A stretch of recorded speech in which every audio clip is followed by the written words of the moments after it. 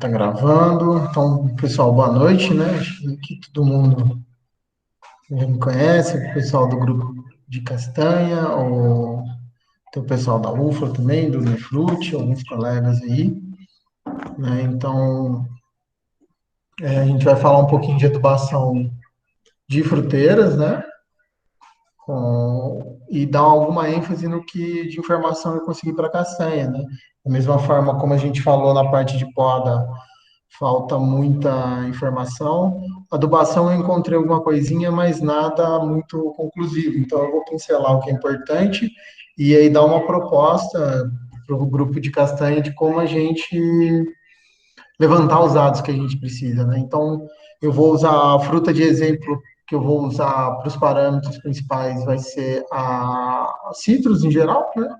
Porque ela é mais fácil da gente estar trabalhando, né? E para ter os exemplos, para a gente ver as informações que a gente precisa obter para a castanha portuguesa, né? Porque a gente encontrei alguns trabalhos dos Estados Unidos, que eles pegaram da Europa, alguma coisa da Turquia, então é bem bagunçado essas informações, para nós adaptarmos às nossas condições é um pouco complicado, tá? Então eu vou jogar a apresentação aqui, se meu computador deixar, vamos lá.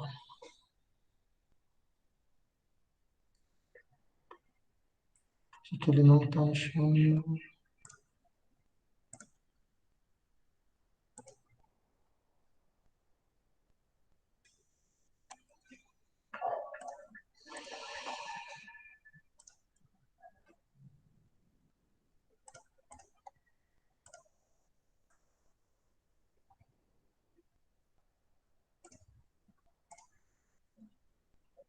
Bom, pessoal, acho que vocês estão vendo a minha tela, eu vou mudar aqui para isso mesmo, né? Então, vamos jogar a apresentação e aí vai.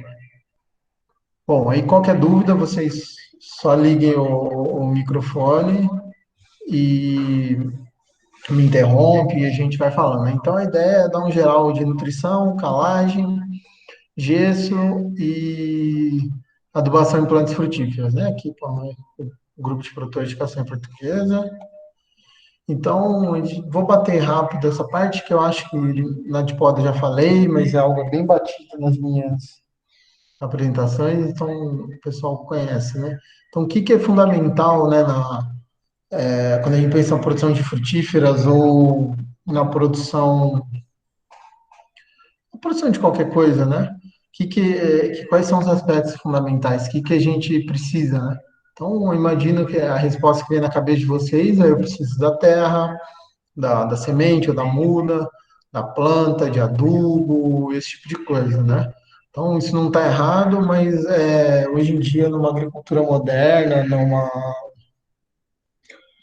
produção hoje que a gente visa sustentabilidade, né? Tem um pouco mais de coisa, né? Então, quando a gente faz a pergunta ali, o que se produz, né? Então, se eu perguntar para alguns produtores aí, principalmente uma parte de castanha, o que que é o produto deles, né? Bom, eu acho que a grande maioria vai me falar que produz castanha, mas a gente tem mais outros produtos na agricultura, né? Isso é importante a gente ver. A gente é muito focado para produto. Produto, eu tenho de ter algum produto e falta alguma coisa, tem algo mais que a gente produz, não é só produto. Precisa aplicar um produto, pegar um produto, a gente tem que começar a mudar um pouco isso aí, né? Então, o que um produtor de citros fala? Ah, eu produzo citros, né? Mas o que mais que ele produz? Tem mais de um produto. Isso aqui, né, uma castanha portuguesa, é a estratégia econômica dele. É o que viabiliza o sistema produtivo ou o ambiente produtivo dele. Tem gente querendo entrar.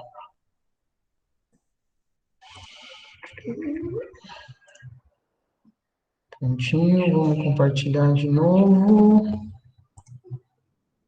Aí, já dei spoiler. Sacanagem. Mas vamos lá.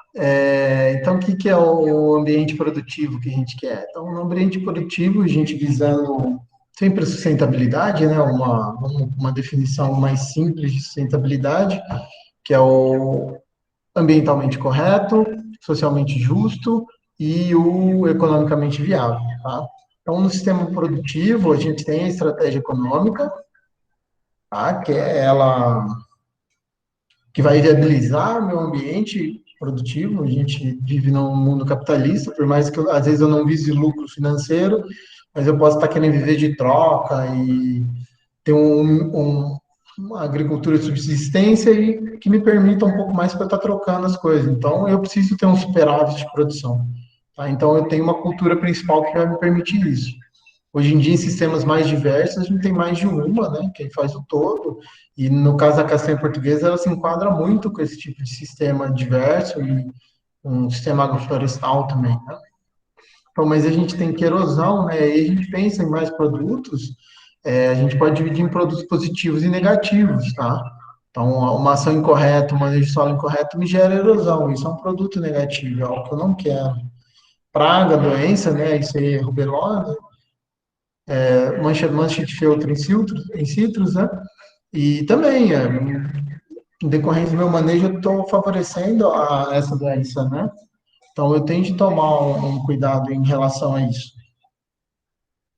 E pessoas tristes também, né? Consumidor insatisfeito, um funcionário insatisfeito, um produtor insatisfeito, a cadeia não fecha, isso não vai para frente.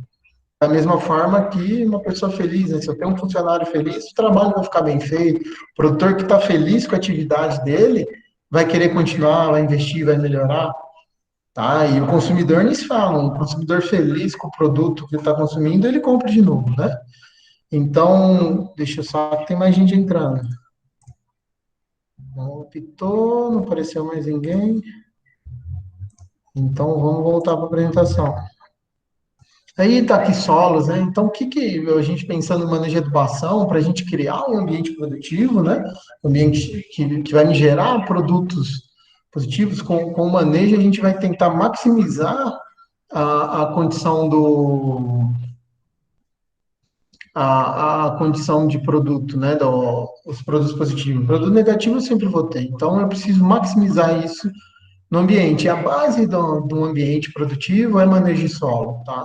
Então, eu preciso ter. E o que, que a gente é muito preocupado, a gente aprendeu agronomia a produzir com foco na planta, não com foco no ambiente. Então, se eu for pensar para um solo de castanha, o que, que seria? Tacitos, mas é a mesma coisa. Solo profundo, com boa permeabilidade, uma fertilidade boa, pouco ácido, né? pH entre 5 e 6, e com uma ampla reserva de nutrientes. Não existe planta que não quer isso aí. Não existe. Pode olhar qualquer livro de qualquer planta, a gente vai estar sempre com isso aí. Tá? Então, tecidos, castanha, qualquer planta vai. E o nosso sistema produtivo, a gente quer isso, tá? A gente sabe que no Brasil a brincadeira é um pouquinho o buraco é um pouquinho mais embaixo, né? A gente tem muita diversidade, tá? Para um material vegetal só. Então, primeiro, a diversidade climática, né? Olha o tanto de climas que a gente tem e poucas variedades de castanheira, no caso nosso, né? Então, a mesma Tamatsukuri que eu tenho é a mesma que vai produzir aqui no Paraná, no Rio Grande do Sul, que em Minas Gerais, para nós, São Paulo, né? Nessa regiãozinha aqui. Pode vir a produzir no Nordeste, no Centro-Oeste, até no Norte, é a mesma material vegetal. Como que eu manejo ele num clima diferente, tá? Quando eu penso em regime hídrico, então a brincadeira piora um pouco, tá? Que eu aumento a minha diversidade. E quando eu falo em solos, aí azedou a vida, né?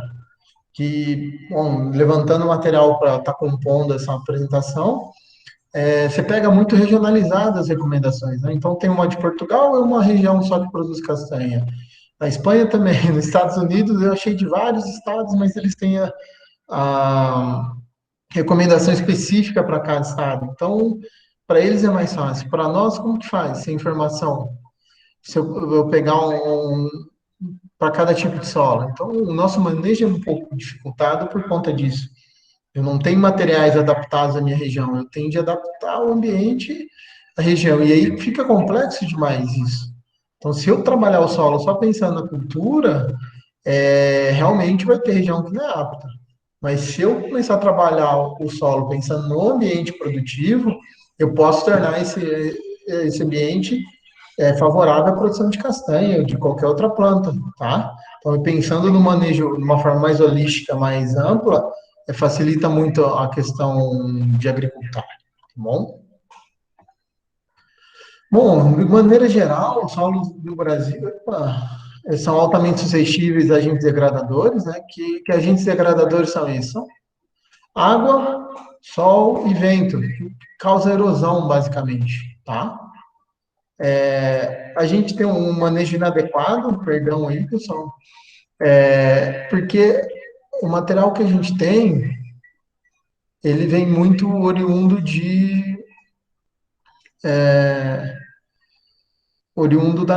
do hemisfério norte, que é o material de origem da castanha, né? A gente usa castanhas de origem japonesa, asiática, que é o crenata, né? Mas a gente se baseia muito em informações da Europa e Estados Unidos, tá? Então, o clima, o manejo deles é um pouco diferente do nosso.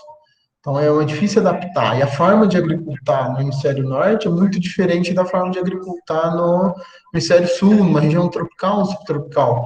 Que eu tenho um grande problema de que eu tenho um solo altamente dependente de matéria orgânica e é suscetível a degradação. Então, eu preciso ter esse solo coberto sempre com material vivo ou seco, tá? Porque para proteger o solo e para aumentar a fertilidade natural dele, porque é um solo pobre, tá? Então tem que estar usando sistemas conservacionistas.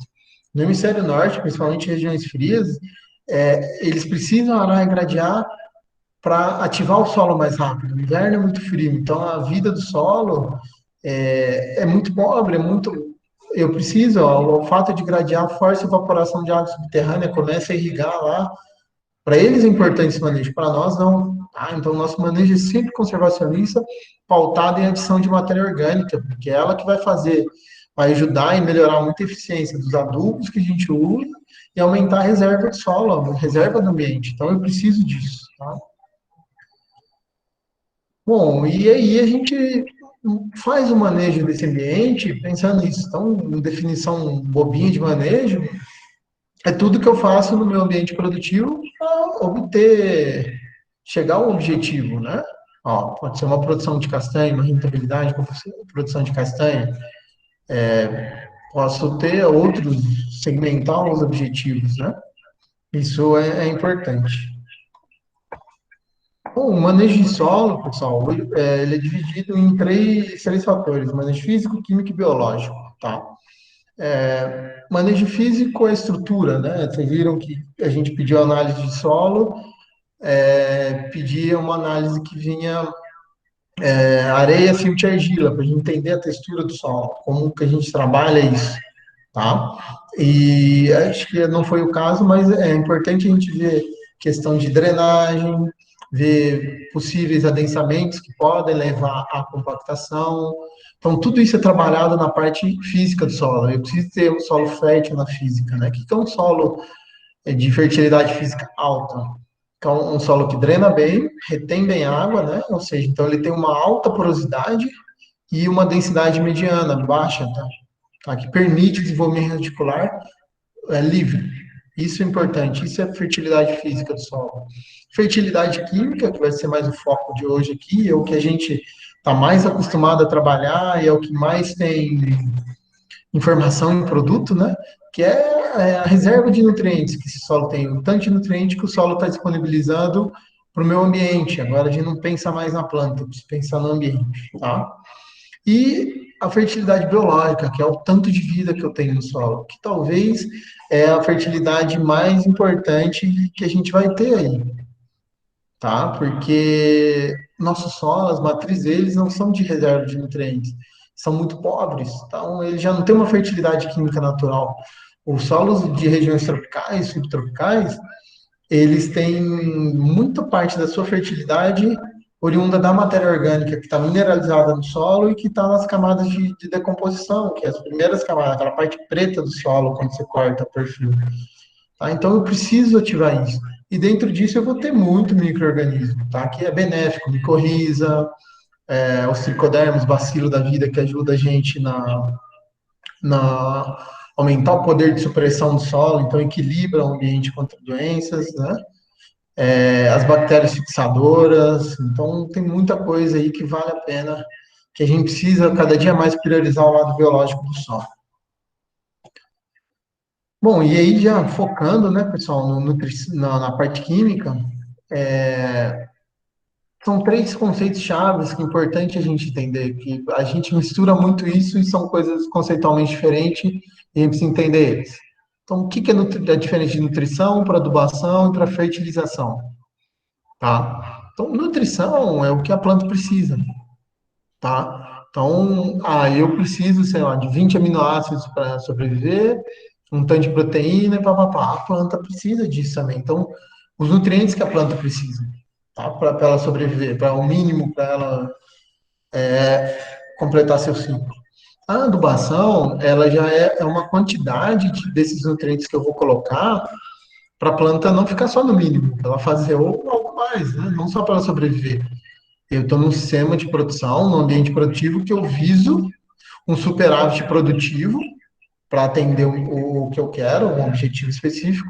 Então, eu preciso que a planta produza mais do que ela desenvolveria no sistema natural, tá? Então, a adubação serve para isso, eu vou quantificar. E a fertilização é o que. Como eu vou fazer isso?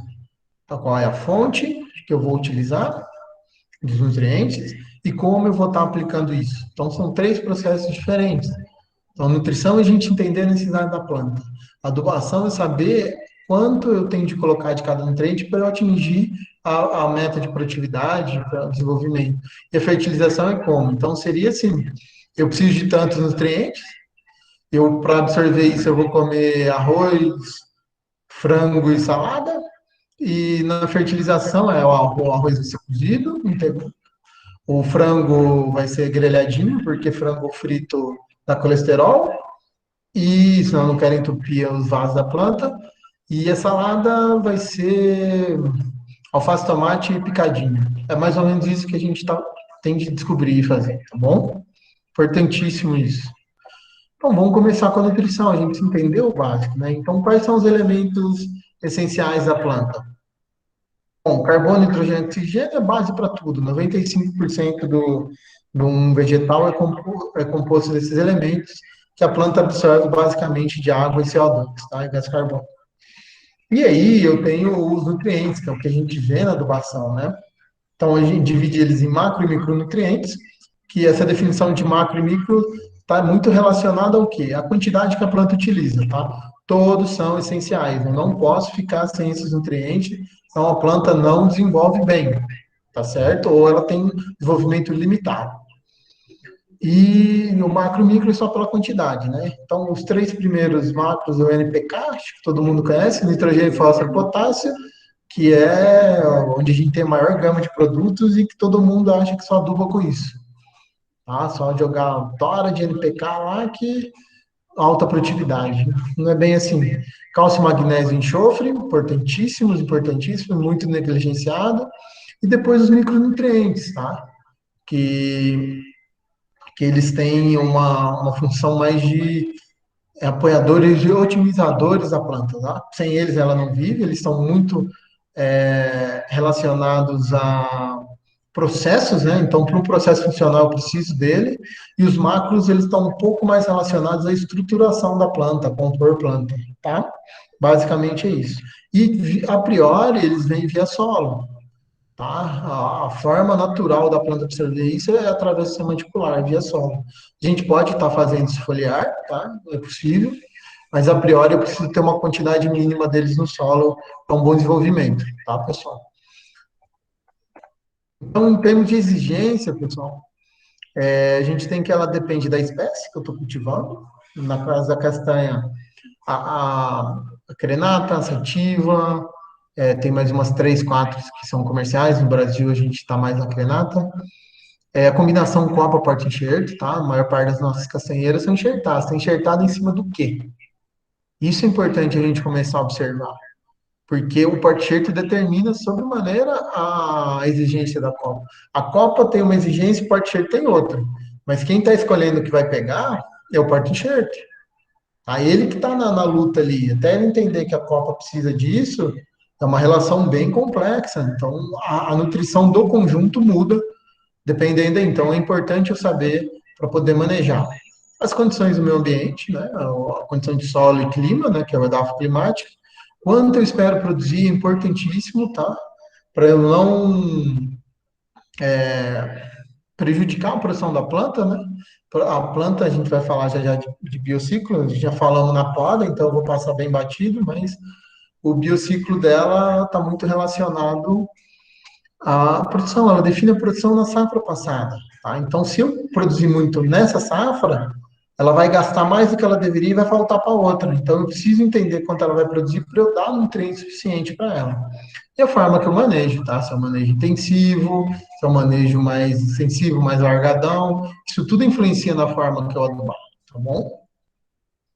Então, biociclo vegetal, a gente comentou na parte de poda, basicamente a vida dela a partir da semente, ela tem o período juvenil, que é o período de que ela só cresce, ela precisa crescer, passa, entra na fase de transição, que ela aprende a reproduzir, a partir do momento que ela estabiliza a fase a capacidade produtiva dela, a gente fala que ela vira uma planta adulta, então ela entra na fase produtiva e ela vai girar esse ciclo vários anos, até chegar à decrepitude, que ela vai começar a cair a produção e que vale a pena renovar o plantio, ela vai morrer naturalmente. Então, para cada fase dessa, eu tenho uma exigência nutricional, certo? Isso é importante. Tá? Na fase juvenil, mesmo se for planta enxertada, que é um clone, né? Eu preciso forçar ela a ficar na fase juvenil algum tempo. Como que eu forço isso? Ela quer produzir, eu não deixo, eu retiro flor. Ela vai precisar de muito nutriente. Ela precisa do quê? Ela está estruturando. Ela precisa dos micros, uma quantidade, mas ela precisa de muito elemento estruturador, de estrutura. Cálcio, magnésio, fósforo, nitrogênio para estimular a produção. Essa fase é muito importante, esse tipo de nutrição. Tá? E aqui, depois da fase de transição, produção, é um balanço. Em cada época eu tenho de priorizar algum elemento, isso é muito importante. Tá? Porque o quê? Na fase de produção ela vai ficar girando nesse ciclo aqui. Então, ela vai fazer esse ciclo várias vezes no ano. E é muito importante eu entender as exigências em cada ciclo. Lembrando que a castanheira tem o hábito de produzir um galho de ano. Então, um galho que foi formado no ciclo passado, galho de um ano. Tá? Então, o ciclo dela, bom, esse ano quase todos já brotaram, né? Elas já estão passando a fase de brotação e já estão na floração. As variedades mais precoces já devem estar em plena floração. Mais algum tempo, uns 15 dias, acredito que ela começa a fase de pegamento de fruto, para depois entrar no desenvolvimento e crescer. E depois recuperação. Então, essas fases aqui, ó, até o pegamento de fruto, ela depende quase que única e exclusivamente da reserva dela, tá? Isso é importante.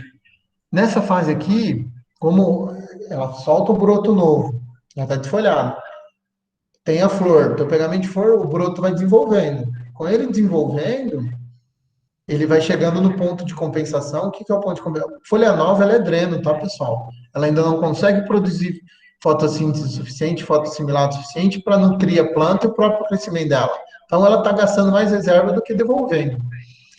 Quando ela atinge o ponto de compensação, quando ela equilibra e depois ela vai para o superávit de fotossíntese, ela vai produzir mais do que ela gasta, coincide com a época de enchimento de fruto, que é o quê? É uma época que demanda, é como se fosse o bebê na barriga da mãe. Então, ele puxa muita coisa. Então, quase tudo que ela produz a mais fica para o fruto. E a planta vai lá, ela está com déficit de reserva, porque gastou tudo para a parte de floração. Tá? E aí, quando eu passo pós-colheita, que ela vai entrar na fase ufa, que a folha está madura, está no top dela ali, e a folha vai iniciar o processo de decrepitude dela, vai cair, que ela vai entrar na recuperação, às vezes a gente abandona. Então, eu preciso ainda fomentar uma nutrição boa aqui, para a planta acumular mais reserva, que é o período, de novo, que a recuperação pós-colheita é sempre o período que ela define as gemas, diferencia a gema para o próximo ciclo. Isso para todas as plantas arbóreas, tá? Todas, todas. Então, eu preciso ter uma nutrição adequada aqui e cuidar da sanidade para a planta não desfolhar nessa fase e empurrar essa folha o mais possível para perto da época de dormência, do frio, que é onde ela naturalmente vai cair.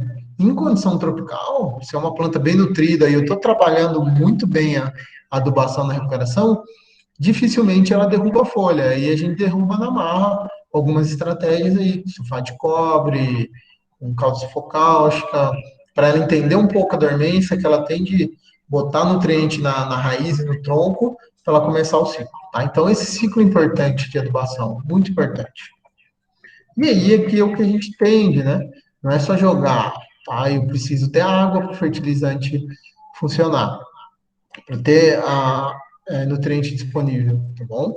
Então, normalmente a gente concentra, quando é sistemas não irrigados, eu concentro a maior parte das ações na época de chuva.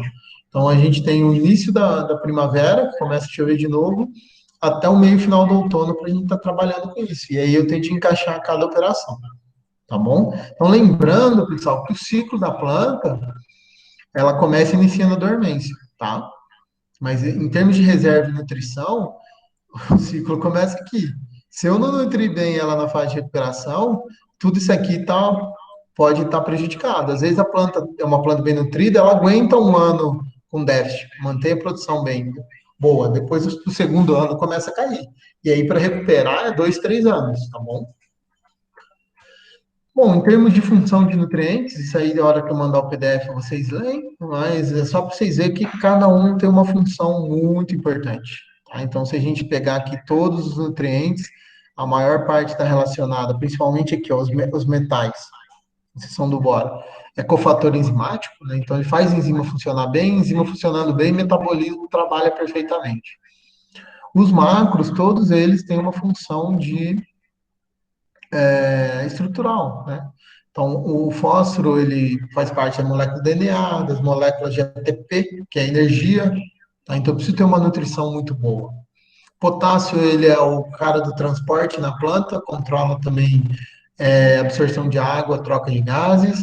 O cálcio é crescimento, ele é estrutura, ele que forma o esqueleto da planta junto com o fósforo, então eu preciso ter ele quando eu quero crescimento radicular e quero uma planta forte, uma castanha bem formada.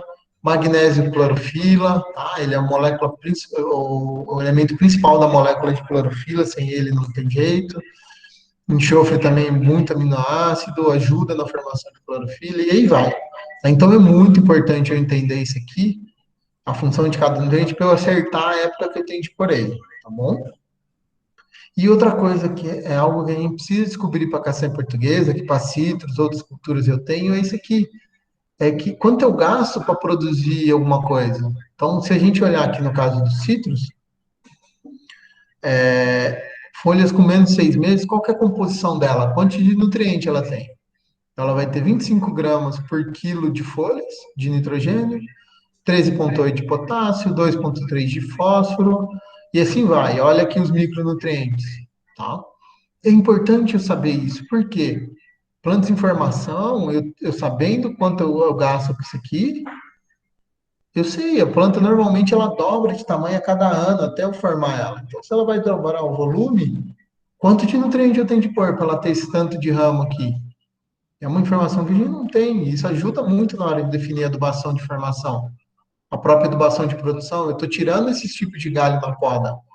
Quanto eu tenho de repor, ou quanto eu reciclei no solo se eu deixei o resto de poda lá e triturei. Isso é muito importante a gente ter essas informações. Então, já começa as primeiras provocações para o grupo da castanha.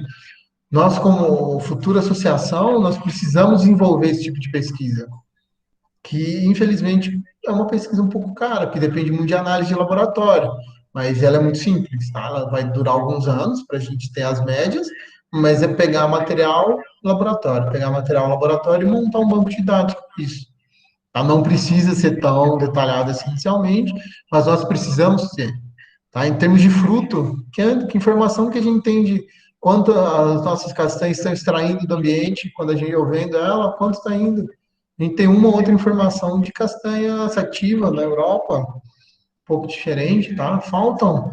Isso é o mínimo que a gente tem de começar. Esse ano a meta é a gente definir um padrão de florada nutricional, vou falar depois, e saber a média de nutriente que está sendo exportada nos frutos. Isso é importante. Tá? Pelo menos para eu devolver isso para a área. Muito importante. Então, eu saber isso é legal. Tá? E aí eu chego em informações assim, eu sei que a parte vegetativa, no caso dos citros, o nutriente mais importante para ele é cálcio. Mais absorvido ou mais utilizado é cálcio, depois nitrogênio, potássio, papapá. Então eu tenho a ordem de prioridade. Isso ajuda muito na hora de corrigir solo. Olha o fruto dos citros, ele tem muito potássio. Então, para eu ter um fruto bem desenvolvido, a minha adubação potássica, o nível de potássio disponível para a planta tem que ser maior, uma quantidade. E na média é isso aqui. Então, onde eu encontro essa formação para a castanha portuguesa? É algo que nós vamos ter de construir como produtores e como associação, tá? E não é difícil, o problema é as análises de solo, as análises de vegetais, de tecido vegetal, que é um pouco caro e a gente tem de achar uma forma de fazer isso, tá? Mas a metodologia é muito simples, tá? Então, fica outra programação, que eu sabendo isso aqui, eu doso muito bem a adubação, ajuda demais, tá? E aqui, uma coisa que é muito importante, só para frisar que o equilíbrio da nutrição da planta é mais importante do que dose única de nutriente, tá? É muito na cabeça do povo. Tuxa potássio na planta que a castanha, a fruta vai ficar mais doce. Se tá carrateando, bota cálcio, né? Então, olha aqui que a hora que eu trabalho por elemento individual, tipo teor de suco, o nitrogênio ele é importante para ter mais suco, potássio não tem efeito, mas se eu botar muito fósforo não tem efeito, potássio, se eu botar muito potássio, eu vou estar prejudicando o teor de suco. Então, provavelmente aquela aquela laranja seca que eu pego na indústria, o cara pego no mercado, tuchou potássio para ela ficar mais doce, e aí ela ficou secona, contribuiu para ela ficar seca, né? E olha o potássio aqui, como ele é negativo para muitas das coisas que acontecem no casal laranja, né? Mas a hora que eu vejo o que importa para o produtor de cítricos, que é sólidos solúveis por hectare, né? Açúcar por hectare, o equilíbrio, ter uma boa nutrição de cada nutriente, ele é favorável, tá bom? Então isso é importante, nós precisamos achar isso para a castanha. Para ter uma castanha de qualidade, como que tem de ser o balanço nutricional dela? E algumas coisas são importantes a gente pensar, né? Quando a gente vai plantar ou quando a gente está reabilitando um pomar, a gente tem que trabalhar o quê? A correção do solo. A gente sempre começa o programa de adubação por correção de solo. E a correção, ela visa algumas coisas. Primeiro, elevar cálcio e magnésio e equilibrar ele com o potássio e elevar fósforo, tá bom? São os primeiros fatores que eu faço para corrigir um solo, para depois eu pensar nos outros nutrientes. Tá? E essa correção com cálcio e magnésio, normalmente nós utilizamos calcário para quê? Para que tenha uma correção de pH, né? Vai estar em algum lugar aí o pH, tá aqui, ó. Porque o nível adequado de pH, ele favorece um equilíbrio médio ou satisfatório da maior parte dos nutrientes. Então, trabalhando aqui em torno de 6, 6,5, eu tenho onde eu consigo ter, ou estar próximo da maior disponibilidade dos nutrientes, tá? Com pH ácido. Eu tenho muito problema, principalmente com alumínio, que é um elemento tóxico, né?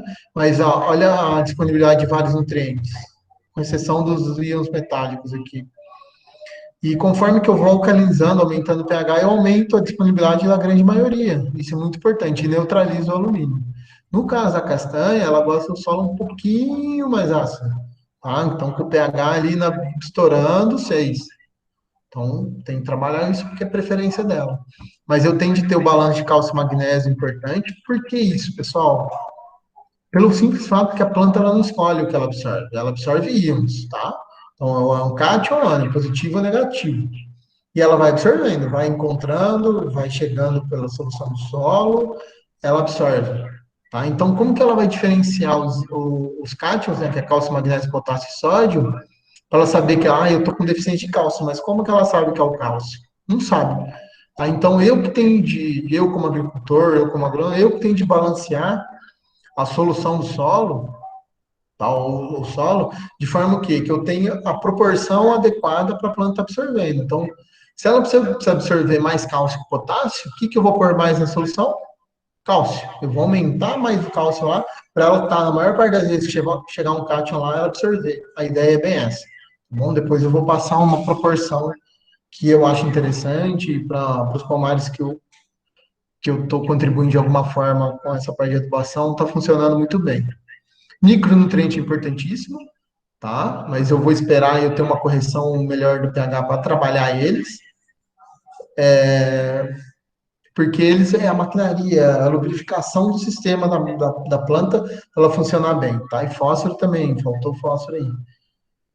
E o pH por causa da disponibilidade de nutrientes, tá bom? Algumas coisas são importantes a gente aprender a observar como agricultores e agrônomos e sintomas de deficiência nutricional, tá? Tem a melhor forma de identificar isso é com a análise de foliar, a gente vai falar um pouquinho mais para frente, mas eu posso aprender isso vendo o sintoma que dá na folha, tá? Então, ele é um sistema de diagnóstico visual, eu vou olhar para a planta e vou dar um diagnóstico. Então, ele é com base em comparação, tá? Material sadio com deficiente. O sintoma é típico do nutriente, então a deficiência de nitrogênio vai ser igual para todas as plantas, salvo algumas exceções, isso para todos os nutrientes, tá? Então, deficiência de boro na castanha é muito parecido com a deficiência de boro nos citros. E assim vai. Então, isso ajuda muita gente. Lógico que, como muda a espécie, pode ter alguma peculiaridade, mas não é comum isso, tá? Então, facilita. Apareceu, a vaca foi pro brejo, porque para aparecer o sintoma, lembra que a planta é uma árvore, ela tem muita reserva. Então, às vezes, ela está anos desnutrida até mostrar o sintoma ali. Então, a análise foliar é mais interessante. Mas apareceu aqui, a gente tem de corrigir, mas saiba que se esse ano não der quebra de produção, é muito provável que no outro ano dê. A gente usa a folha, porque é o órgão vegetal mais abundante da planta. No campo, a gente pode, é um pouco difícil, a gente precisa treinar um pouco isso, e porque ele pode confundir com outros sintomas, né? E que dicas que a gente tem para a gente não confundir? Toda deficiência nutricional, ela é simétrica na planta, então eu não vou ter um lado deficiente e outro não, e ela é simétrica no órgão, então eu não tenho meia folha com deficiência e meia folha saudável, sempre vai estar uniforme, tá bom? E seguir o padrão do nutriente. Se eu tiver só um lado com algum sintoma, ou é estresse abiótico, ou é praga, ou alguma outra coisa aconteceu ali, tá bom? E a limitação, a grande limitação é que precisa de treinamento, né? E a gente já perdeu a produção. Pessoal, como que tá aí? Eu vou passar os sintomas nos sítios, mas a gente já começar a pensar nisso na castanha, que eu não achei esse material, essas deficiências, mas como que tá indo, como que a gente tá de tempo.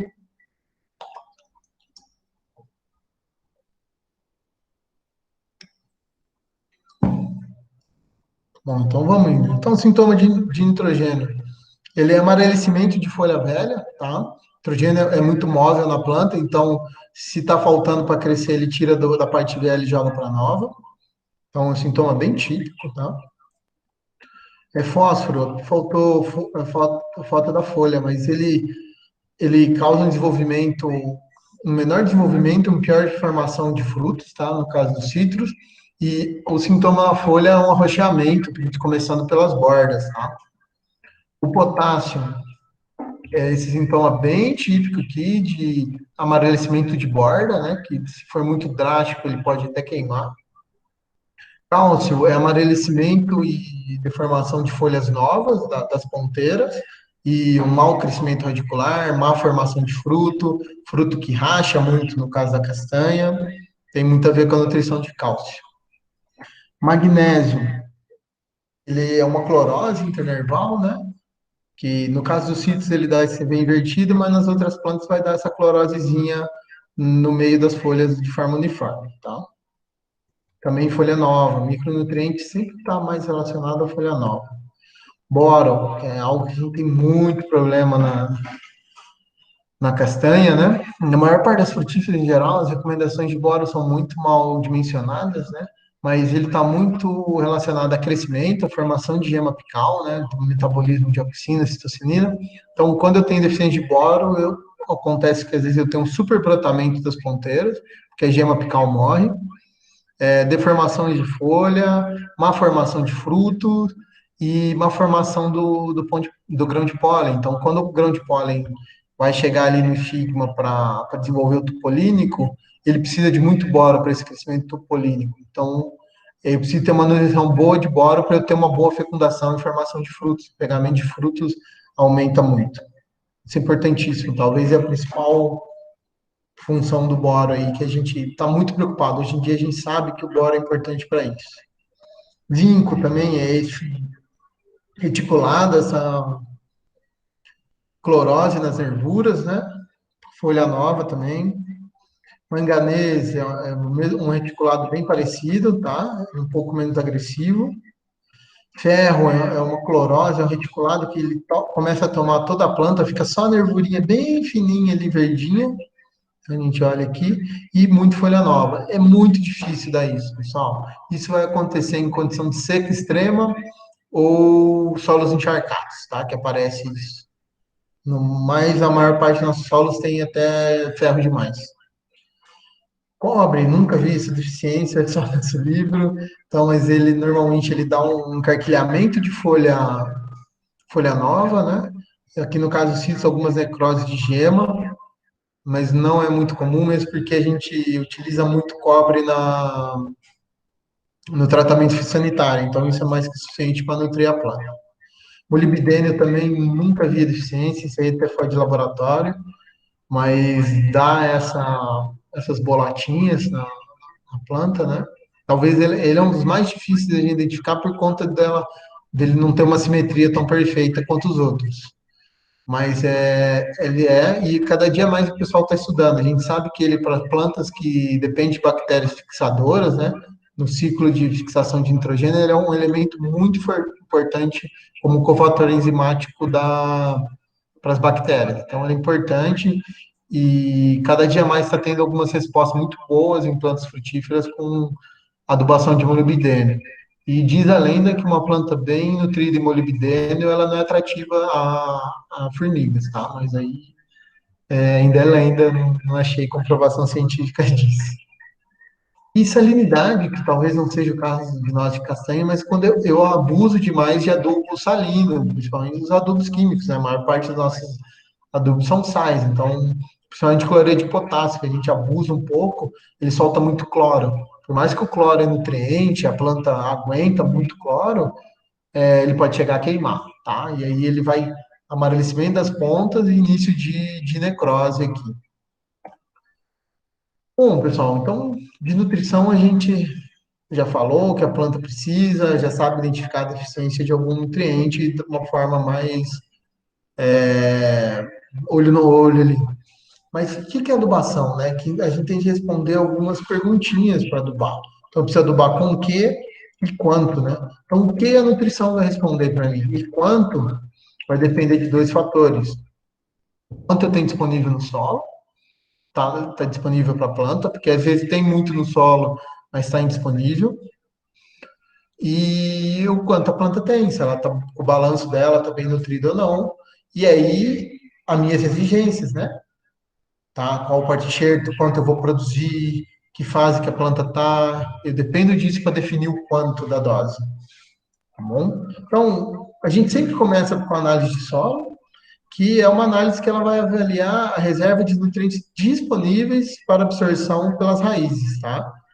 E ela ajuda a identificar alguns fatores limitantes que podem estar ali prejudicando a planta. Então, guarda bem isso aqui, é disponível, tá? Não é tudo que tem, não é tudo que tem. Às vezes tem, mas não está disponível. Então, é o que está disponível para a planta. E ela depende muito de amostragem, tá? A amostragem é fator primordial para a gente saber como está fazendo essa coleta, tá? Como está trabalhando Porque se eu errar na amostragem, eu vou ter um diagnóstico errado. E aí pode ser, dependendo do que eu queira adubar, pode ser um pouco catastrófico. Então, como que eu faço uma amostragem boa? Primeiro, eu vou dividir a minha propriedade ou minha área de produção em talhões homogêneos, tá? O que é um talhão homogêneo? É uma área de no máximo 10 hectares, tá? No máximo, no máximo, que tem a mesma condição de textura no solo, mesmo tipo de relevo, a mesma posição no relevo, tá? O mesmo tipo de manejo Então, se é mais intensivo, se é um talhão que a gente trabalha com mais poda, ele é diferente de um que eu trabalho com menos, por mais que seja a mesma planta, a mesma cultivar, a mesma combinação copo, quarto-enxerto, mesmo ano de plantio, se eu manejo de forma diferente, a exigência é diferente. Tá? A idade da planta é importantíssima, a combinação copa porta-enxerto e a expectativa de produtividade, no mínimo. Eu preciso saber de tudo isso para definir um talhão homogêneo. Tá? E olha aqui, olha como a gente dividiu. Tá vendo? O topo de morro sempre é um, meio é outro e o final é outro, tá? Olha como tá aqui, mesmo em nível. E eu sempre vou trabalhar para áreas maiores que 1 hectare, em torno de 20 pontos eu vou coletar. Então, eu vou fazendo andando em zigue-zague, né, como aqui ou aqui, e eu vou coletando aqui uma amostra, aqui outra, para eu misturar ela depois, tá? Então, eu vou fazer uma amostra composta por área homogênea, tá? Não é eu chegar lá, bater o tradinho ou, sei lá, outra forma. Tem um videozinho que eu fiz com o pessoal lá do Plantar em Casa que eu ensino a mostrar, depois eu pego para vocês. Mas é muito importante eu ter repetição, porque vai que eu vou tirar uma amostra simples só e mandar para o laboratório, e é um lugar onde uma vaca fez cocô, o funcionário deu uma mijada lá, e sei lá, botei um saco de adubo, caiu uma pedrona, então pode estar contaminado. Então eu preciso ter várias subamostras para eu diluir os erros, tá? Se a área for homogênea, teoricamente eu não tenho diferença de uma subamostra ou não.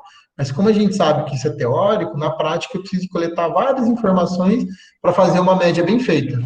Para você ter uma média representativa, quanto mais amostra tiver, melhor, tá? Então eu preciso fazer uma área maior que 1 hectare, maior que 3, vai? 20 pontos no mínimo. Menor que isso eu vou reduzindo, mas eu nunca pego menos que 6. Tá? Se eu não quiser andar em zigue-zague, porque às vezes a rua é muito fechada, não dá para pular de uma planta para outra, eu posso fazer a amostragem em malha. Então eu divido um ponto aqui, dois, três, e vou indo por rua assim. Então no começo, no meio e no fim do terreno, eu faço uma malha de amostragem e vou passando lá coletando. Mas o importante é eu ter amostras de toda a posição da área homogênea. A forma de coletar tem várias, né? Tem o tradinho, o trad de rosca, o trado de a sonda, pá reto, enxadão. Eu sempre vou levar 3 baldinhos, tá? Porque para fruta, eu sempre tenho de coletar para árvore a camada de 0,20 e a de 20,40 no mínimo, tá? Se é pomar mais antigo e a gente já tem um trabalho de adubação, de correção do sistema, né? Mais avançado, já é interessante a gente começar a pensar em manejo da camada de 40, 60, 60, 80, tá? Construir a fertilidade do solo. Então, aí eu vou aumentando um balde para cada camada, né? Solos também que já é muito tempo manejado, é muito interessante a gente começar a estratificar, fazer a amostra de 0 a 10, 10 a 20, depois de 20 a 40 eu vou em 20 a 20. Tá? Isso é importante. Em áreas que a gente começou a avançar um pouco mais na forma de manejo, a gente já está fazendo isso e o resultado é fantástico, tá? Então, onde eu vou coletar? Quando eu penso no trabalho de ambientes produtivos, que eu vou ter uma diversidade, o melhor é eu usar a adubação de sistema. O que é uma adubação de sistema? Eu adubo tudo para que tudo produza. Então, o que vai limitar a necessidade do nutriente? A planta de maior exigência. Então, se a castanha é muito exigente em fósforo, ela que vai determinar o meu padrão, minha quantidade de fósforo no solo. Se eu tenho laranja, eu sei que ela precisa de cálcio, então é ela que determina o parâmetro do cálcio, e eu vou fazendo isso de forma a equilibrar, para ter uma nutrição adequada para todas as plantas do sistema. Se for um sistema comum, que hoje, no mínimo 2 plantas, né, que a gente trabalha, a frutífera e a braquiária, daí é mais fácil, eu posso priorizar mais a frutífera e que a braquiária se vira lá. Tá? Não é, hoje em dia não é recomendado esse monocultivo aí. É legal a gente ter diversidade na entrelinha ali. Mas quando eu trabalho assim, focado na nutrição da planta, a gente sempre vai pegar na faixa de adubação, então que vai dar algo em torno de 50 centímetros dentro e fora da projeção da copa. É importante eu pegar um pouquinho fora, porque eu sempre quero que o sistema radicular cresça. Então eu tenho de nutrir a parte onde ele não está ainda, para ele poder crescer. Sempre, 0,20, 20, 40, todo ano, tá, pessoal? 0,20 não precisa nem perguntar, é sempre análise completa. 20, 40, se eu ainda não tenho um trabalho criação de perfil de solo, no primeiro ano eu pego completa, no segundo eu pego só de macronutriente, no terceiro aí eu vou alternando, o ano completo e o outro não. Mas a diferença é tão pequena que vale a pena todo ano eu pegar a análise completa. E vou indo. Lembrar de sempre a primeira vez que eu for amostrar, ou se eu não tiver esse dado ainda, eu pedir textura, tá? Para a gente entender um pouco a relação da parte física do solo. Então, textura a gente pede uma vez na vida, depois tá ótimo. É só a gente guardar a informação e estar usando todo ano para criar um histórico de recomendação e manejo. No mínimo 20 subasmós, de preferência fazendo pós-colheita, que é onde a planta já passou do ápice de extração de nutriente e eu preciso preparar ela, que ela vai estar entrando na fase de recuperação e eu preciso dar a condição para ela recuperar bem. Então, lembra do atleta de alto rendimento. Ele correu a maratona, a primeira coisa que ele faz, ele comemora o pódio lá e já vai pensar na recuperação dele. E nisso aí ele já pega um isotônico, uma barrinha de energético e piscina de gelo. Tem de fazer isso com a planta, tá bom? Eu tenho de dar condição para ela recuperar bem, para que na próxima corrida, no próximo ciclo, ela esteja bem nutrida, tenha se recuperado. Porque se não recuperar, vai ter lesão, vai ter quebra de produção. Bom, pessoal, mínimo de 60 dias a última fertilização. Aí é sacanagem, né? No mínimo 30, tá? Vamos tentar 30, 20. Vai depender muito do que eu adubei. Se for potássio, com uma semana é tranquilo, mas se for outro nutriente, eu preciso entender um pouco, tá bom? Isso é legal da gente começar a fazer, e para a castanha a gente precisa desenvolver, que é a curva de calibração. Isso foi como a Comissão de Fertilidade do Solo de Minas Gerais ou o Instituto Agronômico de Campinas determinou as doses que a gente tem na quinta aproximação no boletim 100. Então, eles pegaram a produção relativa. O que é produção relativa? Produção relativa é o quanto a planta produz que eu vou ter uma rentabilidade, máximo de rentabilidade econômica. Então, se eu botar a planta a produzir 100% do potencial genético dela, a curva de rentabilidade e produção, ela empata, fica em 0 a 0, a maior parte das vezes, tá?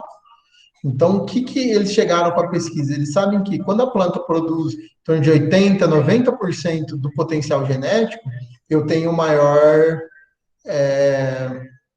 rentabilidade, ó, eu estou perto disso aí, né?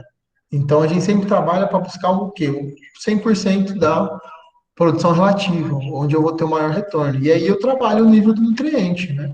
Então, aqui, olha, para ficar de citros, com em torno de 20 miligramas de fósforo por decímetro cúbico de solo, eu estou próximo da produção relativa.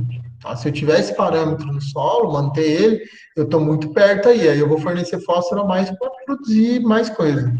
Mesma coisa com o potássio, tá? Em torno de 2. Isso para São Paulo, tá? Em citros. E a gente vai trabalhar o parâmetro médio. Isso é muito importante nós estarmos fazendo. Porque eu consigo fazer isso por propriedade, tá? Ou por micro-região. Nem aí em Cunha, que tem o Marcelo, tem o Carlos e o Thiago, tem mal o José e o Cleiton. A gente vai pegando os dados e eu vou somando, eu vou vendo, ó, Carlos produziu tanto, como está o nível no solo? Sei lá quem produziu. E a gente começa a modular essa curva. Demora alguns anos, mas a gente faz. E isso aí eu faço um ajuste personalizado. A gente sabe mexer no Excel, faz esse gráfico, duas colunas e inserir gráfico curva, acabou. Então é algo que a gente tem que começar a fazer. Para castanha portuguesa não tem nada. Qual que é o importante? Qual que é o mínimo do solo? Então a gente precisa começar a pensar nisso aí, tá? De uma forma macro, para a gente ter uma recomendação e favorecer a cadeia como um todo, depois uma forma micro, para cada produtor obter o máximo da sua produtividade, tá? E aí a interpretação de análise solo, que aí é cara crachá, né? Eu vou pegar análise de solo e vou olhar. Os manuais, né? Tem a tendência em classificar como baixa, média, alta ou muito baixa, né? Isso aqui é do boletim de 100 do IAC. Eu não gosto muito disso, que é muito feijão, é muito básico, muito trivial e vai me dar uma recomendação muito fora da realidade, tá? Principalmente quando eu penso em corrigir o solo primeiro. Então, como que eu, Pedro, gosto de trabalhar? Tem uma coisa que nos manuais eles falam, né? Quem tiver curiosidade posso mandar o PDF, é que o nutriente, ele sempre tem nível crítico dele. O nível crítico é o quê? É o ponto, a quantidade de nutriente onde eu não, para trás eu não tenho deficiência, e para cima, para quanto mais eu não tenho consumo de luxo, porque eu estou dando muito nutriente para ela não me dar o retorno que eu quero. Então eu tenho que sempre deixar o solo no nível crítico. E qual que é o nível crítico? Como que eu identifico ele na tabela ou para minha cultura? Então isso demanda de muita. Isso eles tiraram como? A partir da curva de calibração, tá? Eles sabem aqui que eles fazem as curvas, ó, 20 está próximo, legal. Então o nível crítico vai ser 20.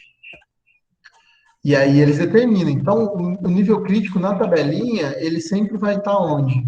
Ele é o limite superior da classe média. Então, no caso, por fósforo em resina, né, que a resina é a forma de avaliar o fósforo, eu tenho que para 30 é um nível suficiente para eu estar próximo da máxima produção relativa, baixo eu vou estar deficiente, então eu estou perdendo em rentabilidade, e para cima eu estou gastando dinheiro à toa. Então, a correção de solo visa o quê? Eu botar os teores nutrientes no nível crítico. Então, para potássio próximo de 3, magnésio próximo de 8. Olha a saturação de base, o V%, que a gente vê próximo de 70, né? Hoje a gente já sabe, olha a recomendação um pouco antiga, né? Demanda muito dinheiro, muita energia para os pesquisadores atualizarem isso, e quando eles atualizam já está defasado. Então, tirou um pouco o gás do pessoal de nutrição e fertilidade do solo, está renovando, né? O Boletim 100 ainda tem uma atualização de 2002, 2003. O manual mais moderno que a gente tem é o do Rio Grande do Sul, que é de 2014. Quinta aproximação de 99. Então, quando eu não tenho informação da cultura, eles são um bom parâmetro de referência, o quê? Para obter o nível crítico mínimo no solo. Depois eu adapto para a minha cultura. Eu, por exemplo, cálcio, magnésio e potássio, a gente já não trabalha mais com teor absoluto, igual está aqui com 3. Eu vou relativizar ele em relação a CTC, que é a quantidade máxima de nutriente que eu posso pôr. Então, para potássio, a gente quer 5% da CTC com potássio. Magnésio, eu quero em torno de 15 a 20. Cálcio, eu quero 45 a 60. Tá? Isso é importante porque, às vezes, eu tenho solos de CTC baixa. Já trabalhei com muito solo que tem uma CTC menor que 6. E aí, como que eu boto 8 de magnésio? Entendeu? Então, ele prejudica um pouco o balanço, tá? Que o manual ele é feito para a média do estado. Se pegar a média do estado de São Paulo, a CTC é um pouco maior, aí cabe 8. Mas tem solos que não, tá bom? Mesma coisa para micronutrientes, a ideia é a mesma, tá? Eu sempre pego no nível crítico. E olha aqui, ó, de citros, quem pegar o boletim 100 vai ver que está em 6,6. Para citros eles já aumentaram para 1. E é um parâmetro que a gente usa hoje, embora ele tenha que estar um pouco maior que 1. Tá? Até para o pessoal de grão já usa bola em 1. Para uva a gente tá para 1, 1,2, 1,5. Para castanha e oliveira a gente já tá com 1 para cima, que é o que a gente acha que vai dar resultado. Para oliveira eu sei que 1,2 é fantástico. Para castanha eu acredito que vai ser mais ou menos esse caminho, tá? Bom, então no solo o quê? A primeira função nossa é o quê? É corrigir o solo, botar tudo em nível crítico. Esse é o processo de correção. Eu dar um patamar de fertilidade médio para o solo, médio para alto, né? Chegar no nível crítico. Eu tendo o nível, atingir o nível crítico, eu já entro no patamar de ambiente produtivo, porque eu tenho o mínimo necessário para a maior parte das plantas estarem produzindo, tá? E aí eu vou só adequar na adubação para eu ter os superávites. Então, estou no nível crítico, eu quero produzir 4 toneladas de castanha. Quanto 4 toneladas de castanha vai gastar de nutriente? Vai gastar 100 quilos de nitrogênio. Eu adiciono 100 quilos de nitrogênio. 20 quilos de fósforo, mais 20 quilos de fósforo. Para que eu mantenha o solo sempre nesse nível e eu produza. Então, a adubação fica muito fácil, tá? É assim, fácil entre aspas. Porque até a gente chegar nesse patamar vai depender de muitas coisas, tá? A análise foliar. Então, o que é importantíssimo? Hoje a gente não faz fruticultura sem análise foliar, pessoal. Porque às vezes eu tenho o solo com tudo no nível crítico e eu sinto a planta deficiente ou ela não está chegando na produtividade que eu quero. O que está acontecendo? Então eu tenho que fazer um exame de sangue da planta, ver se ela está com os níveis de nutrientes suficiente. Tá? Então eu preciso fazer ela. E ela, ao contrário da análise de solo, o solo ele olha para a gente o que está disponível, o que a planta consegue extrair. Na foliar, não, ela vê nutriente total, tá certo? Isso é importante. E, de novo, eu dependo de padrão e de amostragem, tá? Coleta e interpretação. Ela é sempre comparativa. Então, se eu coletar, tem que fazer uma coleta boa, eu sempre faço em torno de 25 plantas por talha homogêneo e uma folha de cada quadrante, norte, sul, leste, oeste, tá? E aí eu tenho a fase de coleta. Então, se eu vou coletar na plena floração, que é o que a gente vai tentar fazer agora com os produtores, né? Por que plena floração? Ela é uma referência para a gente, porque na plena floração é quando a planta extraiu o máximo de nutrientes, de todos os 15 nutrientes, ou 14 nutrientes que tem. Então, é um padrão de referência. E aí eu tenho de interpretar, eu tenho de ter um padrão para a máxima floração para eu comparar. Se eu quiser pegar no início da brotação, eu preciso criar um padrão para início de brotação. Isso é importante, tá bom? Como que eu faço isso? Fazendo amostragem. Se eu sei que eu tenho, por exemplo, um talhão muito produtivo na minha fazenda, na minha propriedade, eu posso usar ele de referência para eu comparar com outro. Ou senão eu posso pegar, por exemplo, o seu Magai, que é a nossa referência, como que está o castanhal dele, a nutrição. Vamos ver uma análise foliar dele e depois a gente traz para compara com o nosso, ver se é adequado ou não, certo? Aí é o que eu falei para vocês, a gente precisa definir o nosso padrão, esse é o padrão dos citros, tá? Mas olha, mínimo 25 árvores por talha homogêneo, 4 folhas não danificadas, de preferência madura, leste, norte, sul, leste, oeste, e aqui no mínimo 30 dias antes da última pulverização. Para castanha a gente consegue isso, para outras fruteiras não. Mas o importante é o quê? Eu ter o histórico do que eu estou utilizando e pulverizando. Muito fungicida ele tem micronutriente na brincadeira, então eu preciso saber o que eu apliquei, para caso venha algo estranho na folha. Tá? E aí a interpretação é cara crachá. Aí não tem choro, é baixo, adequado, excessivo. Então eu sempre estou perto da adequado.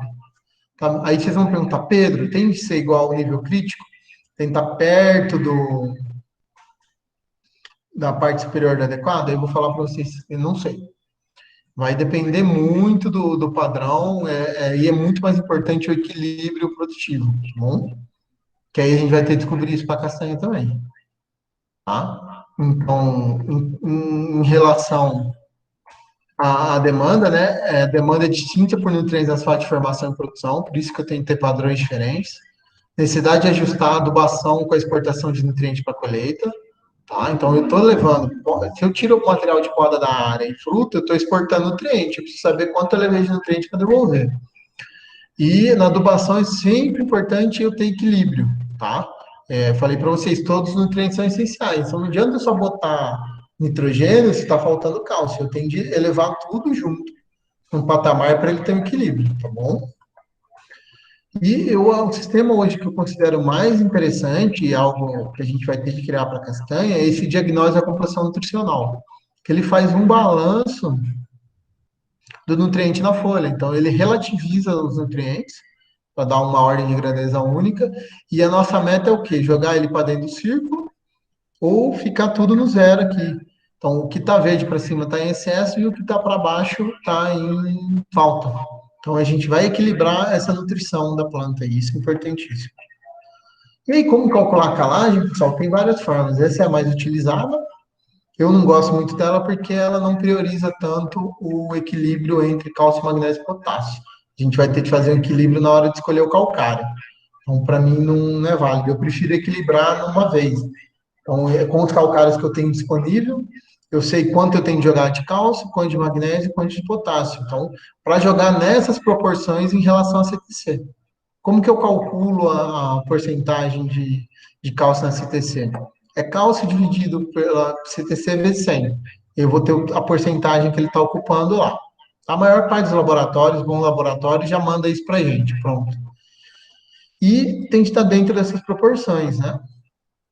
A proporção que eu mais gosto, que para frutífera está dando um resultado muito bom, é 60 de cálcio, 15 de magnésio e 5 de potássio. Tá bom? Essa relação um pouquinho maior de cálcio e magnésio, uma 4:1, ela prioriza muito, favorece muito o controle de pragas e doenças, tá? Principalmente de doenças de solo. Então é bem interessante essa proporção. E aqui é a tabelinha para mostrar que calagem aumenta, a quantidade, tá? Isso vai. Gesso é muito importante, tá? Porque ele corrige o alumínio em profundidade, o calcário carbonato ali, o óxido de cálcio, ele tem uma mobilidade muito baixa. Então, ele vai andar em solo arenoso, que é onde ele consegue mais no máximo 10 centímetros. Se eu tiver muita matéria orgânica, a gente consegue fazer ele aprofundar, mas demora mais. Então, se eu preciso de uma correção de alumínio tóxico rápida, eu uso gesso, que é sulfato. Sulfato não, vai rapidão. Ele vai complexando e neutralizando tudo isso. E ele ajuda a gente a criar perfil de solo. Tá? Então, se eu quero aumentar a fertilidade em 2040, 4060, 6080, o gesso vai ajudar isso, porque quando ele cai no solo, ele dissocia com a água, o cálcio vai complexando e o sulfato, principalmente complexo, forma uma molécula sem carga e ela não gruda em nada, ela desce. Quando chega lá, começa a faltar água, ela começa a dissociar e o nutriente vai ficando ali embaixo. Isso cria perfil de solo, aumenta a fertilidade lá, mais raiz crescendo, eu otimizo muito a ciclagem de nutriente da planta, o uso de água, muito importante. Então, o gesso é cada dia mais interessante a gente estar usando ele. E ele melhora muito a física do solo, ele tem um fator agregante de solo que aumenta a porosidade, tanto macro e micro, né? Então aumenta a aeração do solo e a retenção de água. E aqui algumas forminhas de a gente estar calculando, né? Tem algumas regras para usar o calcário. Quando a porcentagem de cálcio na camada de 20, 40 ou mais profunda tiver abaixo de 4, né? Ou eu quero subir ele para 4, ou quando eu tiver mais de 20% de alumínio no solo, eu tenho de colocar, porque alumínio não deixa a raiz crescer. E aí a fórmula que eu gosto, né? Eu gosto sempre de pensar em elevar cálcio. Eu elevando cálcio, naturalmente, eu neutralizo o alumínio. Então, eu gosto de usar essa primeira fórmula aqui. Quanto é, né? 40% da CTC lá embaixo, menos a quantidade de cálcio que eu tenho, a diferença vezes 2,5, que aí é um fator da forma, um modulador que eles chegaram nesse número aí, tá? Um fator de correção que me dá a dose geral, tá?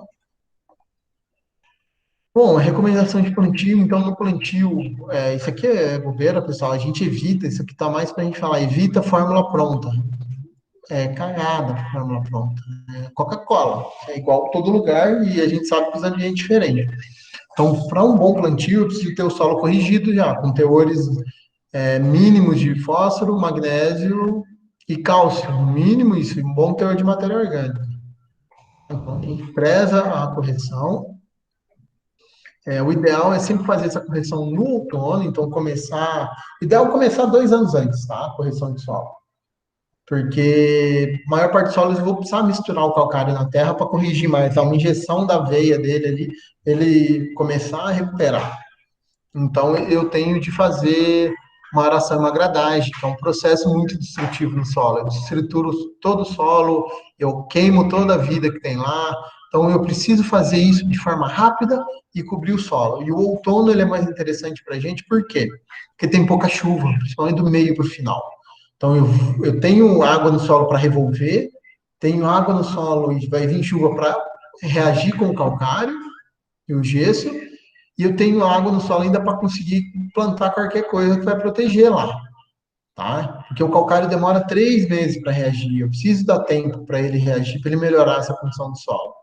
Então, se eu fizer isso com um plantio de 2 anos, eu tenho tempo de errar, porque nunca corrige o calcário de uma vez.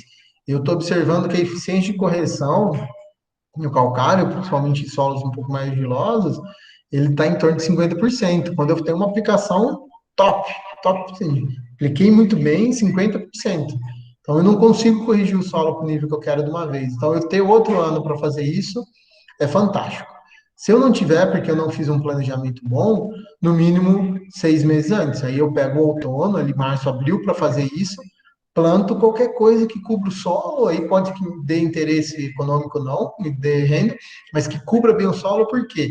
Imagina uma casa toda quebrada. Eu vou botar um de vocês para morar lá, é meio desconfortável, né? Você vai ter que construir toda a casa para poder se desenvolver e habitar. Isso é a mesma coisa com a planta. Se eu arei, gradiei calcário, ela está tudo quebrada. Eu vou pôr a minha planta, que vai me sustentar vários anos, uma condição horrível, que ela vai ter de trabalhar, gastar energia para arrumar o cantinho dela, para depois ela crescer. Não quero isso. Então eu planto uma cultura anual, algo que cubra, porque ela vai reestruturar, vai reconstruir a casa, reconstruir o solo, para no início da estação chuvosa a minha planta tá lá, ela vem só para decorar o espaço, aí ela cresce pra caramba, tem um desenvolvimento bom. Isso é importante, no mínimo 6 meses antes. O ideal é 2 anos, tá? 1 ano e meio antes. Porque aí eu tenho tempo de errar, corrigir bem o solo. Se vocês fizerem, vocês vão ver o desempenho da planta. Vai ser outro, vai ser absurdo, tá? E sempre trabalhando solo com cobertura, o ano todo, o ano todo, o ano todo. Não preocupa com competição por água e nutriente. Lógico que tem que ter bom senso, né? Mas eu nunca posso deixar a planta competir por luz. Por luz é limitante fatal de crescimento. Água e nutriente, se eu manejar bem, com matéria seca e matéria morta, vai tranquilo, não tem deficiência, não vai ter competição, tá? Eu preciso trabalhar, lembrar o quê? Entrelinha, meio de rua, sempre matéria verde. No pé da planta, na linha de plantio, aí eu trabalho época verde e época morta, beleza? É importantíssimo. E toda vez que eu roço a matéria verde da entrelinha, eu jogo no pé da planta para fazer uma cama de compostagem, uma palhada ali, para ficar bem bacana, tá bom? Então, no primeiro ano é muito importante eu trabalhar. Então, na adubação de plantio, o que que eu faço? Eu provavelmente o solo não vai estar corrigido, a menos que eu fiz com 2 anos, aí é só abrir o buraquinho, plantar lá, e eu vou dar o adubo necessário só para a planta crescer mais raiz. Então, a adubação de plantio, eu sempre estou fornecendo cálcio, magnésio e fósforo, tá? E o mais interessante, o mais recomendado usar é o quê? Se eu já tiver o solo bem corrigido com calcário, eu boto só termofosfato. A maior parte do termofosfato, ou super simples, o super simples tem muito gesso, então ele fornece cálcio, fora fornecer fósforo, já serve. Se eu precisar botar calcário na cova, no berço, vamos chamar de berço porque é mais bonito, a planta vai viver, não vai morrer.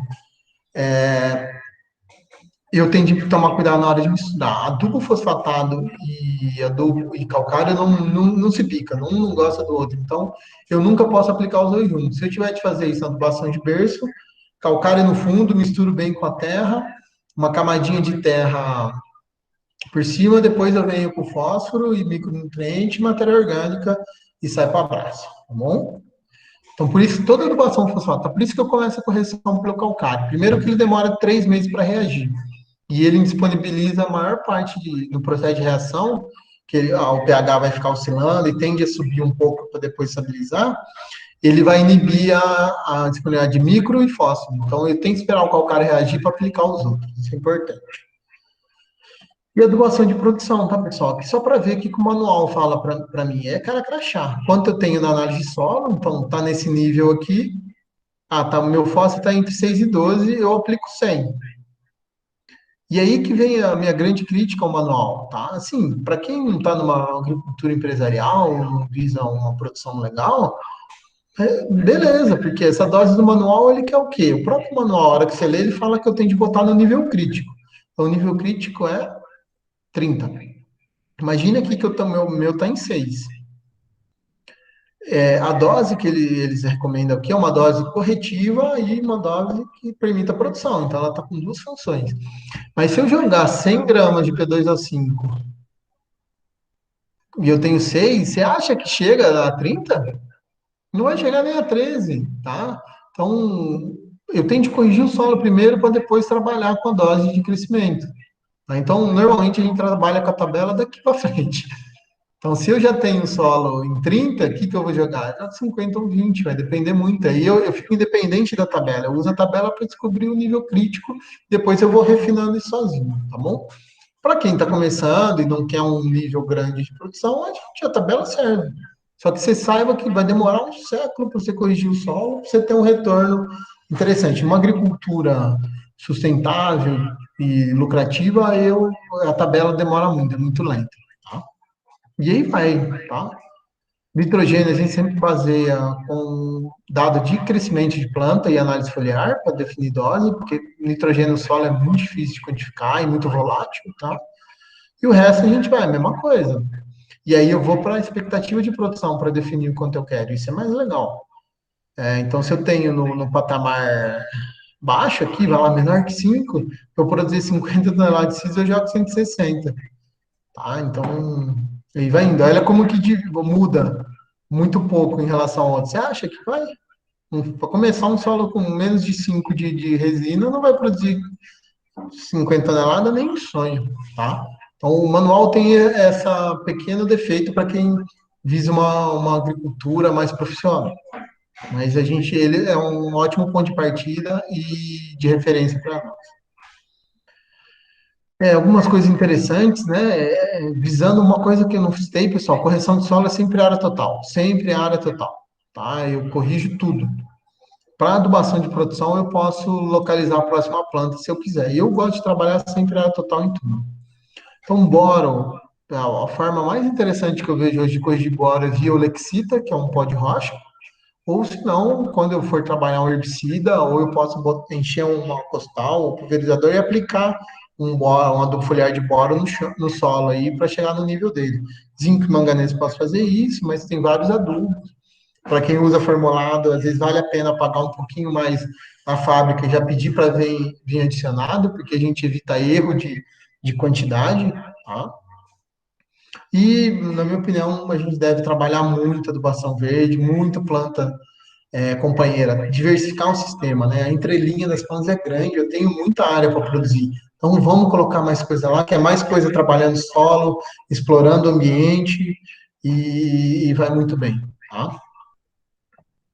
E quando a gente aplica, pessoal, em ciclos de crescimento, né, em período chuvoso, importantíssimo, principalmente os adubos mais solúveis, senão eu vou perder ele com a chuva.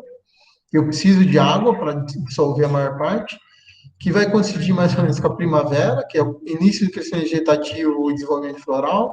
No verão é crescimento vegetativo e crescimento e maturação de fruto, tá? E no outono recuperação, não esquece da recuperação. E quando? Aí vai mais ou menos isso aqui. Nitrogênio a gente precisa do ano todo, fósforo pré-floração, então a gente sempre aplica fósforo na saída da dormência da planta, tá bom? E no final da maturação, porque aí eu já estou pensando na recuperação, e assim vai, né? Se eu não trabalho com fertigação, que eu posso parcelar semanal, até diário, adubo físico a gente parcela de 3 a 4 vezes, onde a gente tem o máximo de uma melhor eficiência em relação a custo-benefício. Quanto mais eu parcelar, melhor, tá bom? Então, quem tem conseguir trabalhar com fertigação, fantástico, vale muito a pena, economiza muito adubo e aumenta a eficiência dele, da nutrição da planta. E cada dia mais a fonte orgânica e de liberação lenta, porque ela vai mais gradual, a planta aumenta a eficiência no uso do nutriente, tá bom? E aqui onde eu vou aplicando, né? Lembra, a correção sempre área total e a adubação sempre ali na sombra da copa, e com um pouquinho para fora da projeção da copa para estimular mais o crescimento. E pode ser foliar ou via solo. A priori, eu preciso corrigir tudo no solo e eu uso o foliar para correções pontuais, tá? Nunca uso o foliar para pensando em nutrição e parte de sistema produtivo. Sai muito caro e eu posso estar fadado a algum erro. E aqui, pessoal, eu já resumi os níveis críticos dos manuais. Então, para a quinta aproximação, é isso aqui que a gente tem de nível crítico para a fruteira. Tá? A quinta aproximação ela não trabalha com fósforo em resina, então isso dificulta um pouco. Eles usam a metodologia do P remanescente, que para cada nível de P remanescente eu tenho um nível de fósforo que eu quero. Tá bom? É a mesma coisa para o enxofre, eles são muito relacionados ali, o metabolismo e a forma que ele fica no solo está muito relacionado um do outro. Tá? Por isso que eles dependem do P para eu ter a recomendação.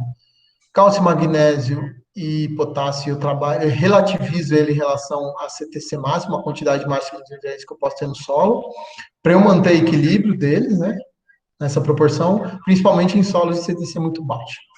E o resto, que alumínio eu sempre quero zero, o H mais AL, o ideal aqui é que ele esteja em torno de 1,5, que é onde eu vou chegar na minha CTC próxima a 80. Eu nunca consigo zerar e não quero que zere, porque aí o pH vai ficar 7 e eu pode alcalinizar e vai me dar muito problema, é pior, tá bom? Então, saturação de base hoje a gente já trouxe para 80, né?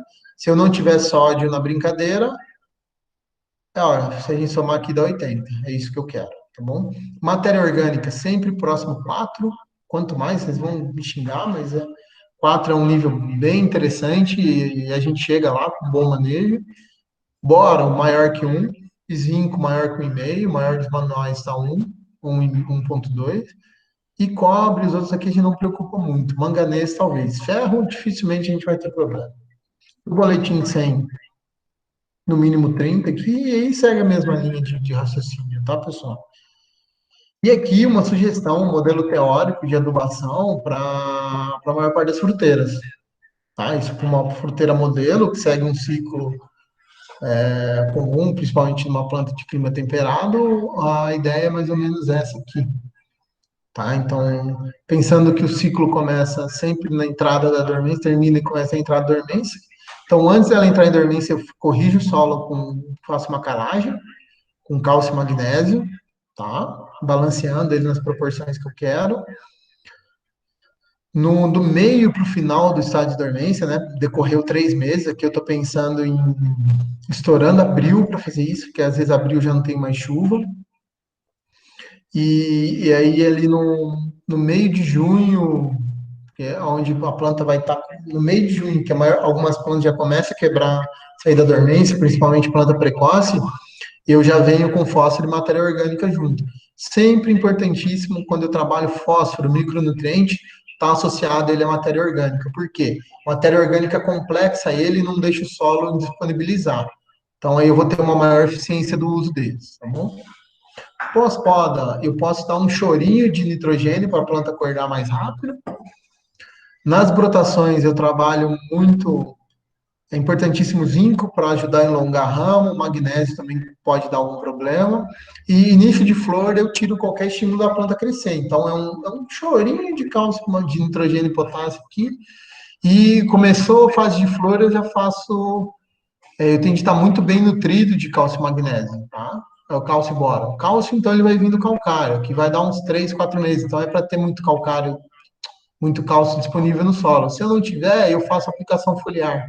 Porque as gemas são independentes e o cálcio e boro anda muito pouco na planta. Então, eu dar um estímulo no foliar é legal e eu mantenho isso por toda a fase. Começo na pré-florada e posso manter até o início da formação de fruto. Vai depender da minha análise foliar, tá bom?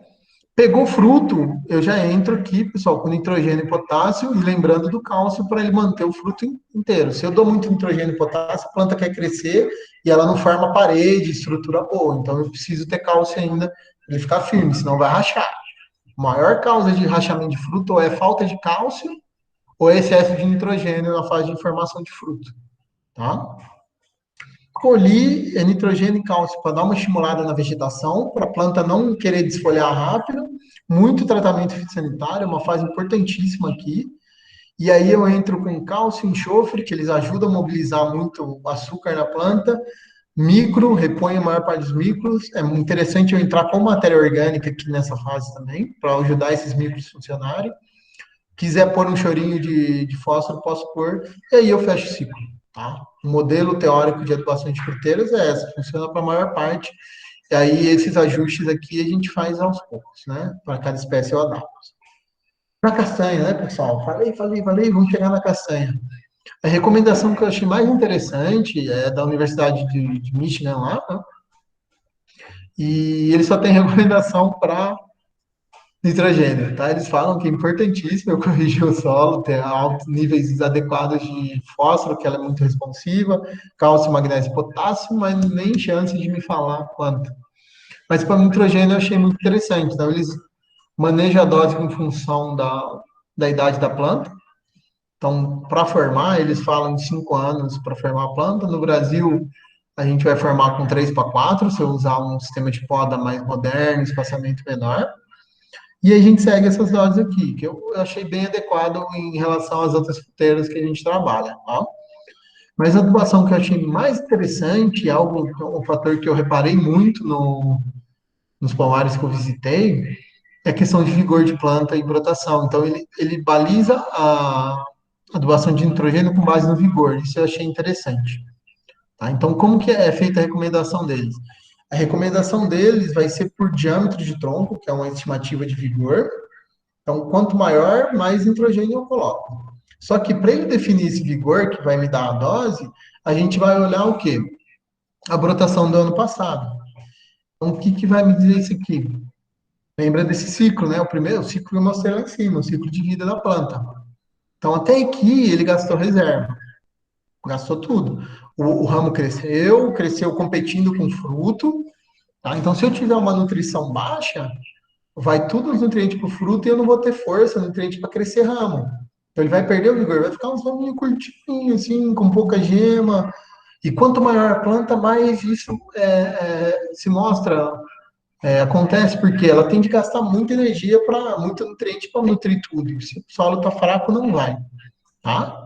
Então, é interessante essa recomendação porque eles falam, planta de baixo vigor, os ramos do crescimento do ano passado cresceu até 20 centímetros, então a planta cresceu pouco. Por quê? O ramo, lembra? O ramo de ano, ele cresce na estação passada.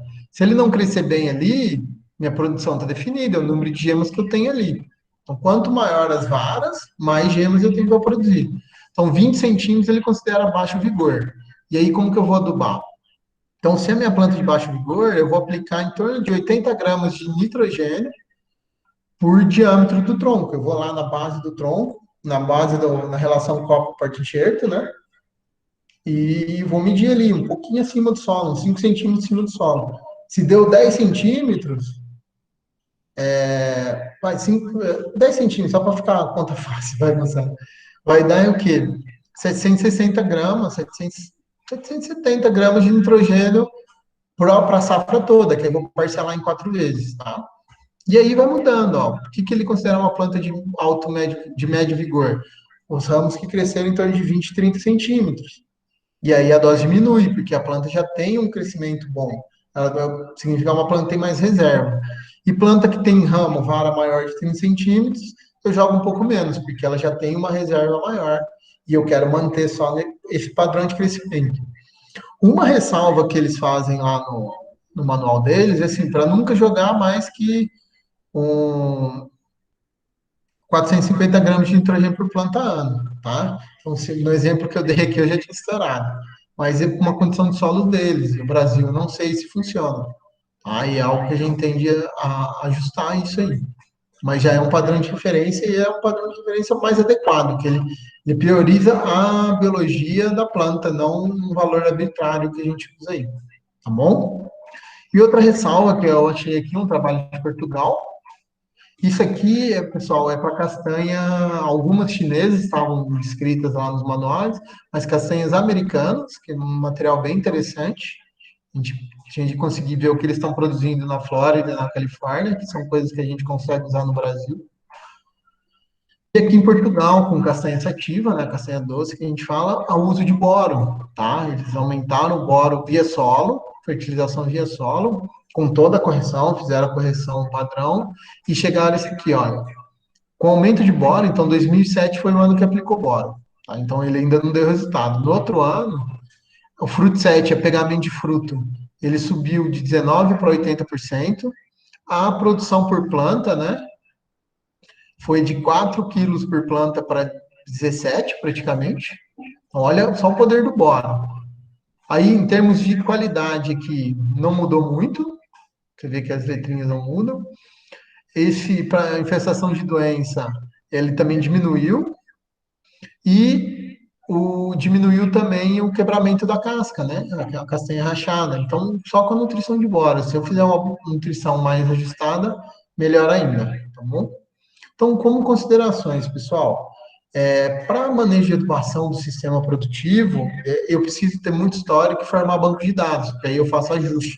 O histórico é importantíssimo porque ele me permite eu entender a linha de raciocínio e eu saber algumas coisas. Porque, por exemplo, fósforo, quando o nível é muito baixo e eu não tenho grana ou disponibilidade para trabalhar em área total, eu trabalho ele concentrado.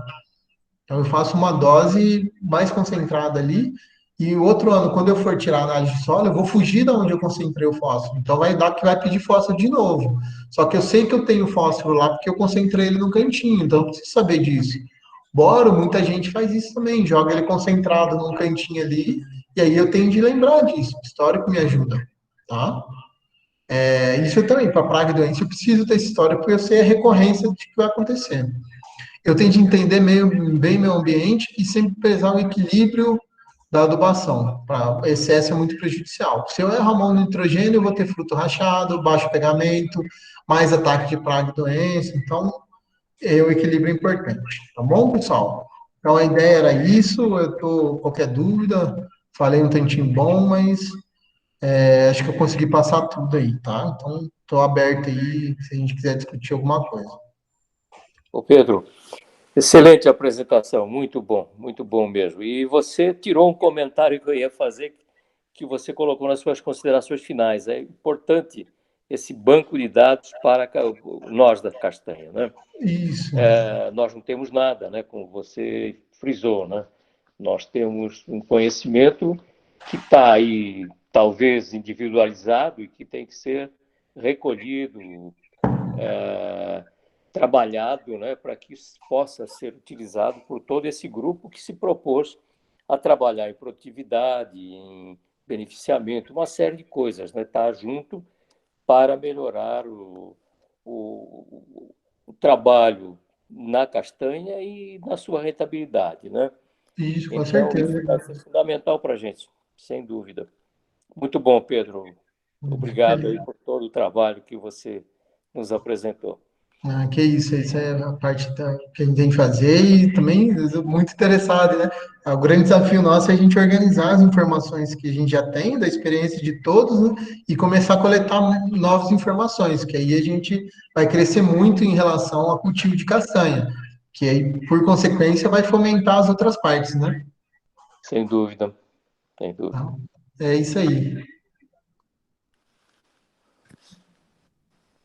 Bom, pessoal, aí todo mundo me conhece, o acesso é muito fácil, precisando é só mandar um zap, às vezes eu demoro um pouco para esquecer, esqueço de responder, né? Você desculpa, Antônio, estava lá a análise, mas vai cobrando, pode me cobrar que eu respondo.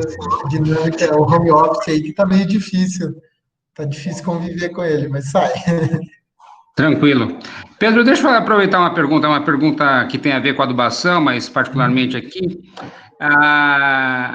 Nessa visita que você teve no meu sítio aqui, você viu que a gente tinha preparado aquele bocache, por sinal que o Carlos me passou a receita, né?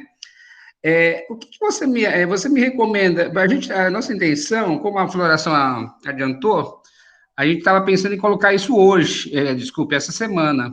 Agora, você acha melhor eu esperar a sua análise sobre análise tanto foliar como do solo para fazer essa adubação orgânica ou eu posso já fazer mesmo? Olha, Antônio, às vezes eu acho que como ela já brotou, e ela está precisando desse nutriente, você pode fazer uma parte dela. Guarda um pouco desse bocache para a hora que a gente entrar com o fósforo, uma hora que voltar a chover. Mas é Então, você bom acha já que ter um você pouquinho acha que eu faço agora. 50%, por exemplo? Alguma Pode coisa do ser, tipo? pode ser, pode ser. Só para Tá, ela então, não já começar a mineralizar e soltar um pouco, principalmente nitrogênio, para dar uma forcinha para ela vir, que aí depois nós vemos, principalmente necessidade de calcário, né? Porque sem o calcário em pH adequado é difícil os nutrientes reagirem. Mas dependendo, dá para partir de fósforo e trabalhar o calcário só no próximo outono, né? Aí eu vou olhar com carinho a análise solo amanhã, e aí eu já mando para você, para o Carlos, para o Marcelo. tá. Só para ter uma ideia se eu Dependendo. tomo essa ação ou não, né? Porque a gente estava. Não, mas eu acho que vale a pena sim. Tá. Então eu vou te aguardar. Então eu vou esperar amanhã e depois a gente conversa, então, se eu começo a Beleza, fazer isso. então. Tá bom?